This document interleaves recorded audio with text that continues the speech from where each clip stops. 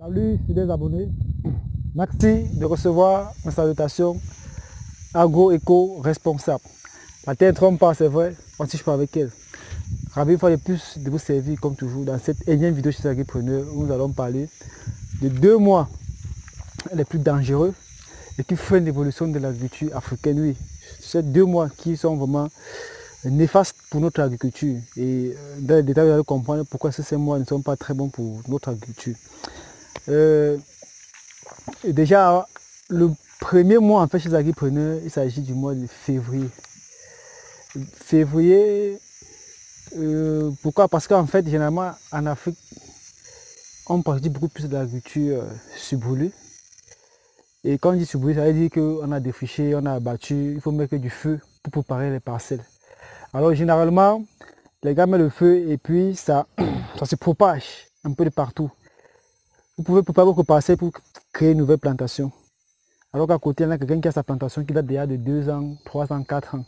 Et quand le feu vient, ça vient vraiment décimer toute sa production. Nous, on a été victimes. Donc, vous voyez donc que...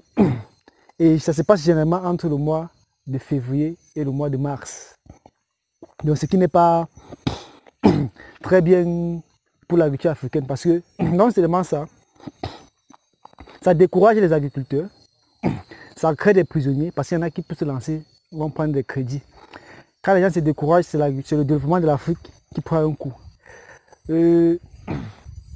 L'Afrique perd vraiment un potentiel, l'Afrique perd vraiment des hommes ou des personnes qui devront venir contribuer à son développement à travers la terre. Donc, raison pour laquelle en fait je qualifie ces mois en fait des mois dangereux qui freinent l'évolution de notre agriculture. Donc je pense que avant d'être passé la parole à mon confrère qui va peut-être parler de l'agriculture subbrûlée, peut-être des conséquences ou du rejet de cette technique, je vous permets de vous présenter en fait ici en vidéo ce petit joyau, si on peut appeler ça comme ça, ce petit joyau que nous avons pu entre temps mettre à disposition pour davantage vous satisfaire. Quand vous savez, chez nous, c'est l'agriculture de terrain et non celle de bureau. Donc avec ceci, chez les agripreneurs, nous avons dès lors la possibilité d'être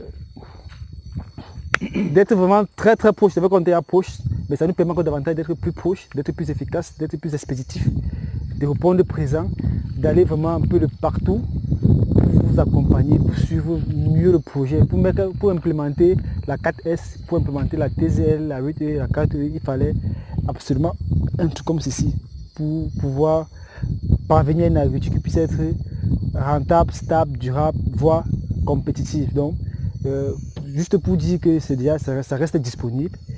Si vous êtes au niveau du Cameroun, on ne sait jamais, vous avez peut-être besoin des services de ce véhicule, peut-être pour une location, pour un déplacement. Nous pouvons mettre ça à votre disposition pour que vous aussi puissiez parvenir à une agriculture qui puisse être rentable, stable et durable.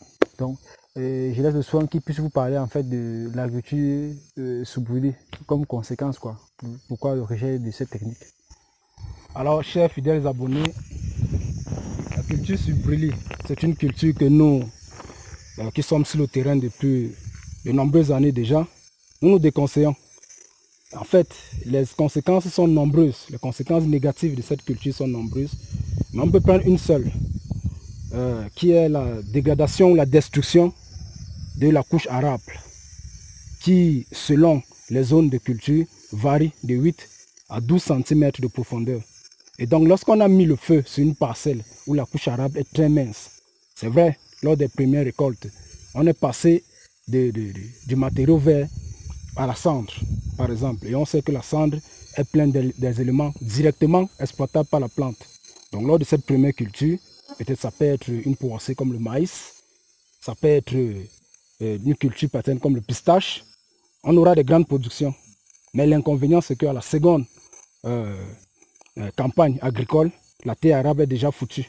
Donc la quantité de matière organique disponible ou alors la quantité de matière organique disponible pour la plante a déjà été usée par la première spéculation. Donc ce qui fait qu'à la seconde, la terre arable qui a été appauvrie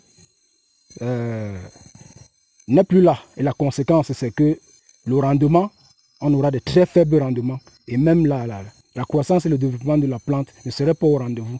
Donc, comme j'ai dit tantôt, il y a une panoplie d'inconvénients, mais je préfère m'arrêter là et à déconseiller fortement aux gens de la culture sur brûlis. Par contre, il y a des cultures très adéquates qu'on doit conseiller dans nos prochaines vidéos.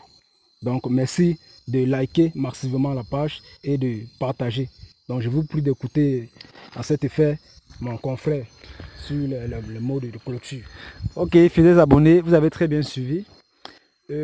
Vraiment, la culture sur brûlis est cette pratique agricole vraiment est à proscrire. Vraiment, ça a d'énormes impacts. C'est pas bon en fait. Donc, on espère que le message est passé et que ça va plus se faire et que les Africains, nous Africains, on va arrêter de faire cette pratique-là. Parce que ça a beaucoup d'impact, c'est pas bon.